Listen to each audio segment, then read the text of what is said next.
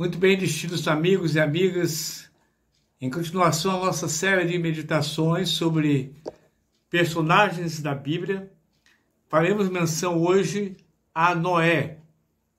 Para tanto, usaremos o texto da Bíblia na linguagem de hoje, em Gênesis capítulo 6, versos 5 a 8. Venhamos. Quando Deus Eterno viu que as pessoas eram muito mais e que sempre estavam pensando em fazer coisas erradas, ficou muito triste por haver criado os seres humanos.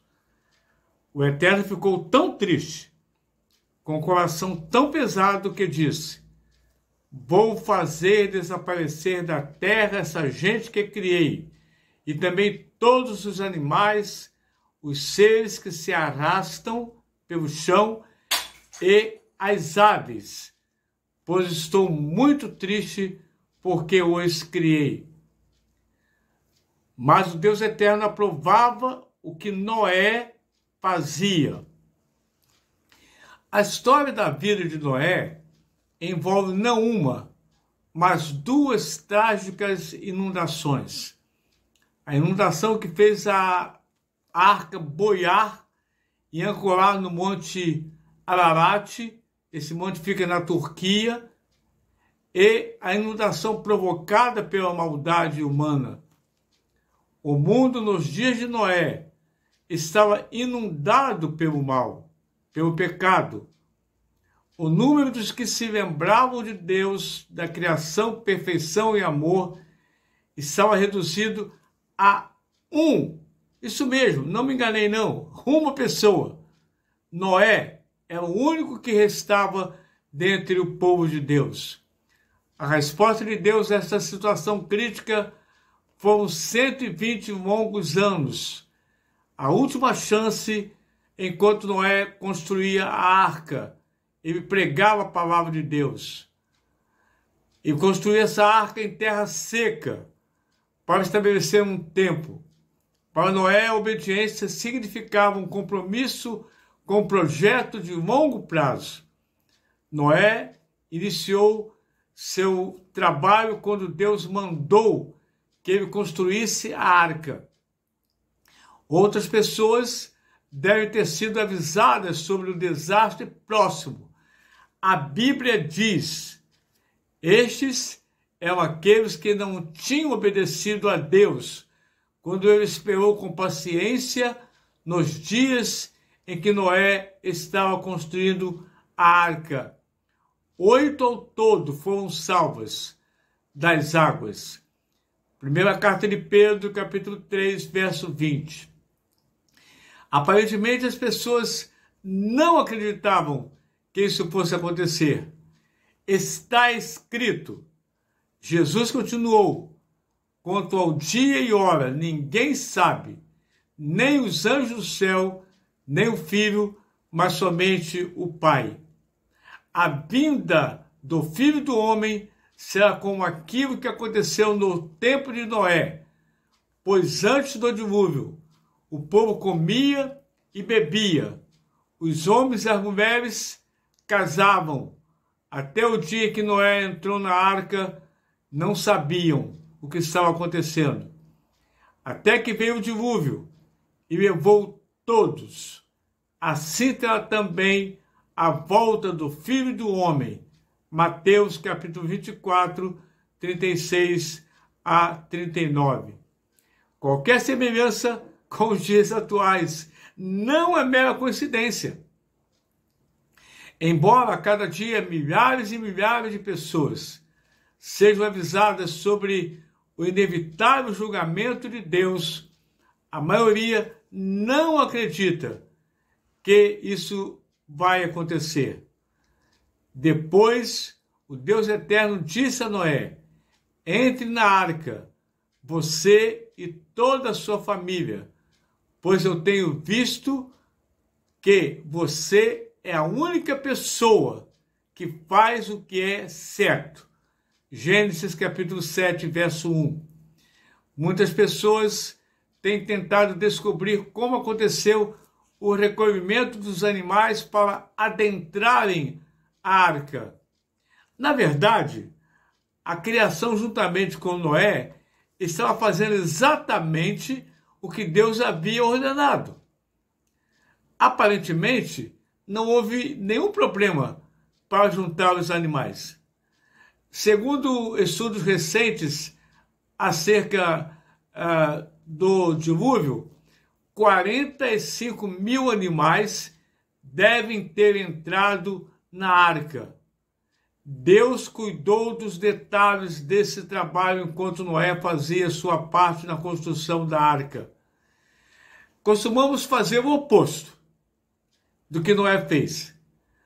Preocupamos-nos com os detalhes sobre os quais não temos nenhum controle e negligenciamos áreas específicas, tais como relacionamentos, responsabilidades e etc., que estão sob nosso controle.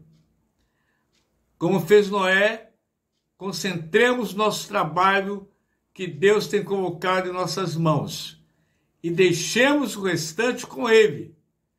Não espere que as pessoas recebam ou aceitem a mensagem sobre a segunda vinda de Jesus e seu julgamento do pecado que vai acontecer.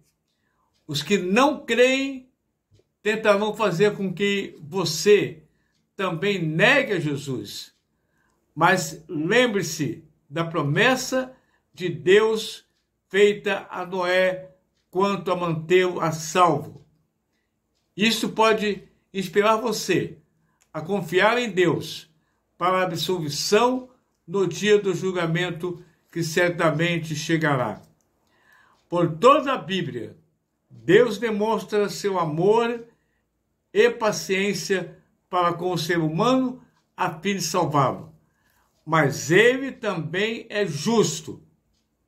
A Bíblia diz: a tua justiça dura para sempre e a tua lei merece confiança. Salmos 119, verso 142.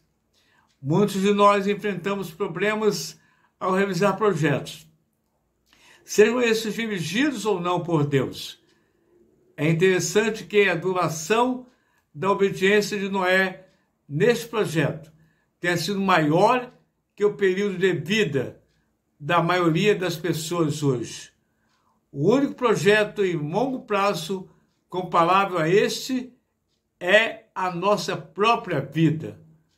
Aqui talvez esteja o grande desafio que a vida de Noé nos oferece, ou seja, viver na aceitação da graça de Deus, uma vida inteira de obediência e gratidão. Noé foi o único seguidor de Deus que restou de sua geração. Deus é fiel com os que lhe obedecem. A obediência é um compromisso a longo prazo. O homem pode ser fiel, mas sua natureza pecaminosa sempre o acompanha. Deus irá requerer de cada pessoa que dê conta de seus atos. Não podemos viver neste mundo de maneira tal como se Deus não existisse.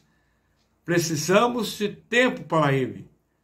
Precisamos separar em nossa vida um momento para estarmos juntos com Deus. Oremos ao Senhor nesse instante. Nosso Deus, nosso Pai, a vida é muito agitada. É uma correria só. Família, trabalho, lazer e tantas coisas fazemos, nosso Deus, e esquecemos de separar um tempo para o Senhor. Ó Deus querido, que a cada dia possamos, ao amanhecer, lembrar que acordamos porque o Senhor nos permitiu que acordássemos e que possamos estar tirando um momento, mesmo antes de sairmos, de estarmos agradecendo ao Senhor pelas benesses que o Senhor tem feito na vida de cada servo teu. Ó Deus querido, nós clamamos por aquelas pessoas que ainda não fizeram uma decisão ao lado de Cristo, de que o julgamento virá, e que nosso Pai querido, a arca um dia vai fechar a porta como fechou naquele dia. E as pessoas gritavam e se lastimavam e não podiam mais entrar, porque a oportunidade havia passado. Não deixemos, nosso Deus, que a porta se feche, mas enquanto as portas para aceitarmos a Tua palavra são abertas, que possamos entrar e confessar os nossos pecados e sermos gratos ao Senhor pela oportunidade que o Senhor nos dá. Em nome de Jesus. Amém.